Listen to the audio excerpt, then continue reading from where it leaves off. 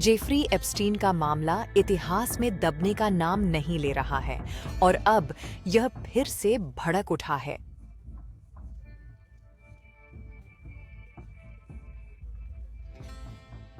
अमेरिकी न्याय विभाग ने पुष्टि की है कि एप्स्टीन जांच से जुड़े 10 लाख से अधिक अतिरिक्त दस्तावेज सामने आए हैं। ये फाइलें न्यूयॉर्क के दक्षिणी जिले के अमेरिकी अटॉर्नी कार्यालय और FBI ने खोजीं और अब समीक्षा के लिए डियोजे को सौंप दी गई हैं।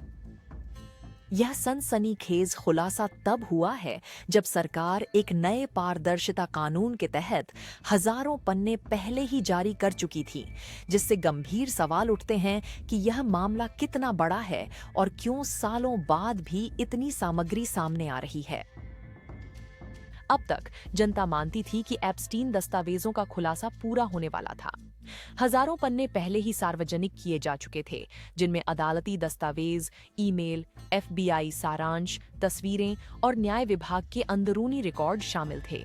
लेकिन यह नई घोषणा पूरी तरह से स्थिति बदल देती है। न्याय विभाग के अनुसार नए दस्तावेज इतने व्यापक हैं कि उनकी समीक्षा और संपादन में जारी होने से पहले कुछ और हफ्ते लग सकते हैं। वकील कथित तौर पर फाइलों की जांच कर रहे हैं और कानूनी रूप से संरक्षित जानकारी, खासकर पीड़ितों की पहचान उजागर करने वाली किसी भी चीज को हटाने के लिए लगातार काम कर रहे हैं।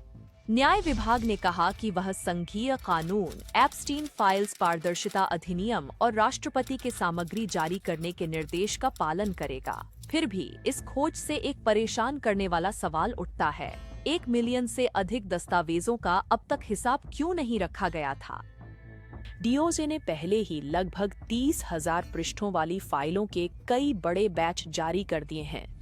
इन दस्तावेजों में FBI साक्षात्कार सारांश, ग्रैंड जूरी प्रतिलेख, डियोजे आंतरिक संचार, ईमेल और समाचार क्लिपिंग, तस्वीरें और वीडियो, वर्षों के अदालती रिकॉर्ड शामिल हैं। सबसे परेशान करने वाली कुछ सामग्री लिखित बयानों और रिपोर्टों से आती है, जो कथित पीड़ितों से जुड़ी हैं, जिनकी पहचान गुप्त रखी गई है। इनमें मानव तस्करी चैरिटी को भेजे गए ईमेल और हॉटलाइन रिपोर्टों व FBI साक्षात्कारों के सारांश शामिल हैं। ये विवरण दुर्व्यवहार, जबरदस्ती और तस्करी का वर्णन करते हैं, जो कभी-कभी चौंकाने वाली कम उम्र में शुरू होती है। न्याय विभाग ने इन्हें आरोप बताया है। रिपोर्टों की लगातार बढ़ती संख्या जन आक्रोश और जवाबदेही की मांग को बढ़ा रही है। एप्स्टीन फाइल्स पारदर्शिता अधिनियम के तहत न्याय विभाग को अवर्गीकृत सामग्री जारी करनी होगी, लेकिन कानून पीड़ितों की पहचान, संवेदनशील निजी जानकारी और कुछ पुलिस विवरणों की सुरक्षा भी अनिवार्य करता है। अधिकारी कहते हैं, प्रक्रिया धीमी होने की यही मुख्य वजह है। 10 लाख से ज्यादा दस्तावेजों के साथ सामान्य समीक्षा भी एक बड़ा काम है। हालांकि आलोचकों का तर्क है कि देरी से जनता का विश्वास कम होने का खतरा है, खासकर एप्स्टीन के शक्तिशाली संबंधों और मामले से जुड़ी गोपनीयता के लंबे इतिहास को देखते हुए। इतने सारे दस्तावेज अभी भी अनदेखे हैं, अटकलें लगना तय है। क्या फाइलों में दुर्व्यवहार की नई समय सीमाएं हैं और गवाह, शक्तिशाली संस्थानों या व्यक्तियों से जुड़े सबूत?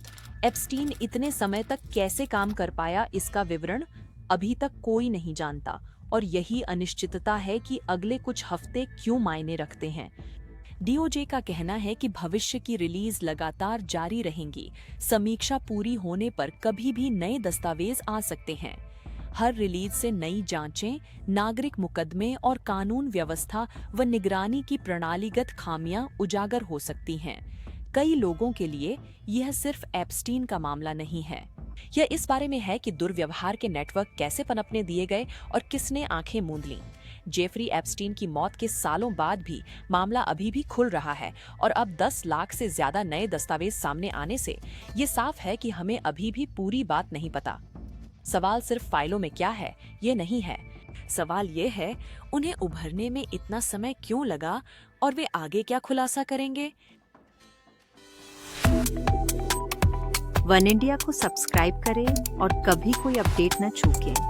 वन इंडिया ऐप अभी डाउनलोड करें।